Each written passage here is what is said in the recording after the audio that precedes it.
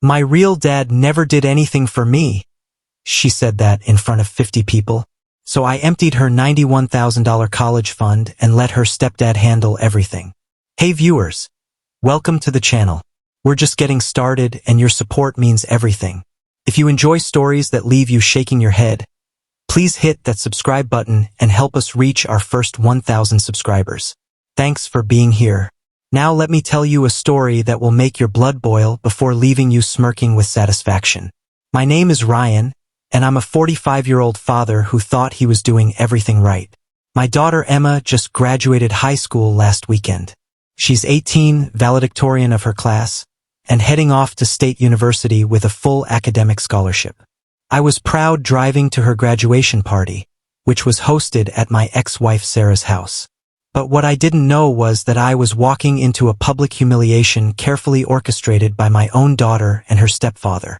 Sarah and I divorced when Emma was just 7 years old. We always tried to keep things civil for Emma's sake. We had joint custody, and I lived only 20 minutes away. I never missed a scheduled visit. Every other weekend was ours. Wednesday dinners, summer breaks, birthday parties, I was always there. And more than just time, I supported Emma financially in every way. Never missed a child support payment in 11 years. I even went beyond that.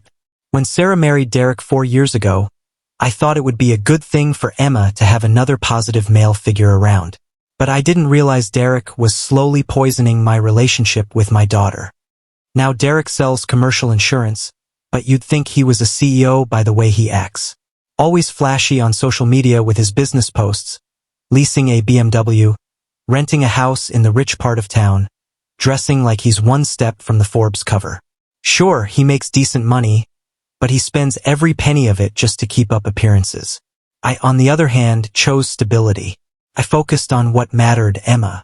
Since the day she was born, I had been contributing to a 529 college savings plan that I set up in my name. Over 18 years of contributions and interest had grown that fund to just over $91,000. Emma knew about it. Sarah knew about it. Everyone knew that was Emma's college money. I paid for Emma's phone, her auto insurance, half her dance lessons, school trips, and even extracurricular classes. When she wanted to take that $1,500 photography course last year, I paid for it. New laptop for school? Covered. Senior trip to New York? I footed the bill. She never went without. So I showed up to the party with a professional camera as a gift. Something she could use in college since she talked about minoring in photography. The backyard was packed with guests. Everyone was laughing, drinking, celebrating. Everything seemed normal.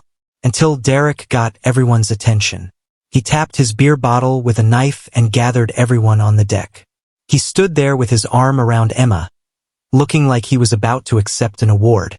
I just want to thank everyone for coming today to celebrate Emma's incredible achievement, he said loudly.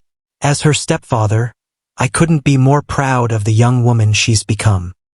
Then he pulled a set of car keys from his pocket. Emma, these keys belong to the brand new Honda Civic sitting in the driveway. It's yours. Everyone burst into applause. Emma screamed and hugged Derek, jumping up and down like a kid on Christmas. I clapped, too, even though a knot was forming in my stomach. I wasn't told about any car.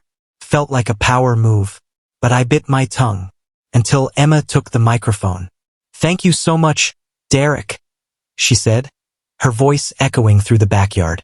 You know, growing up, I always wondered what it would feel like to have a dad who actually cared. People chuckled nervously. I shifted my weight, starting to feel uneasy. But she wasn't done. Someone who would do things like this, who would show me I mattered. She looked me dead in the eyes. My stepfather bought me a car. My real dad never did anything like this. Now I know what it feels like to have someone invest in my future. Silence. Total silence. 50 people stared at me like I was the villain in my own daughter's story. My cousin looked like he wanted to flip a table. Other guests looked away, uncomfortable. And still Emma continued. I just want to thank Derek for being the father figure I never had, for caring enough to make sure I have what I need. It means everything. She handed the microphone back to Derek, who stood there smugly, like he'd just won a trophy. Sarah stared at the ground, not daring to look at me. She knew this was wrong, but said nothing. I could have exploded. I could have listed every single thing I had done for Emma since the day she was born. But I didn't. I walked up to her, gave her a hug, whispered, "Congratulations, sweetheart. I'm proud of you." Then I left. No scene. No argument. Just quiet exit. When I got home, I sat down at my computer and started making calls. I removed Emma from my auto insurance, called the phone company and removed her line from my plan. And then I transferred the entire college fund into my private investment account. All $91,437 of it. Because that money was legally mine until I chose to transfer it. And I was no longer feeling generous. But I wasn't done yet. I dug into the car Emma received. Something felt off. Derek's gift wasn't a gift at all. He had co-signed a loan where Emma was the primary borrower. Monthly payment? $340. Emma had no job, no income. And here's the twist. Derek used me as a financial reference on the application without telling me. When the bank called to verify, I told them the truth. I wouldn't be providing any financial backing for Emma moving forward. Suddenly, the loan was in jeopardy. The bank asked Derek for financial documentation. Turns out, his fancy lifestyle was an illusion. His debt-to-income ratio was through the roof. Within 2 weeks, Emma's brand new car was repossessed. That's when the calls started. Sarah called, furious. "You told the bank you won't support Emma financially anymore?" "Correct," I said calmly. "Emma made it clear Derek is her father now. Let him handle it." Sarah tried to argue. "She's just a kid." She was excited. She wasn't excited. She was prepared. She knew what she was saying. She planned it. And now she gets to live with it. Then Derek called, screaming, "You sabotaged that loan." "No." I told the truth. "You used me without consent. That's fraud. You're ruining her college experience." "No. I'm letting you take over as the father you claim to be." Emma called next, crying, "Dad, why did you take my college money?" "Emma, you made a choice. You publicly declared Derek as your father. You said I never did anything for you. You can't just flip that off like a light switch." She tried to apologize, said she didn't mean it. "You looked me in the eye, Emma. You meant it. You let Derek manipulate you into believing I wasn't worthy of that title."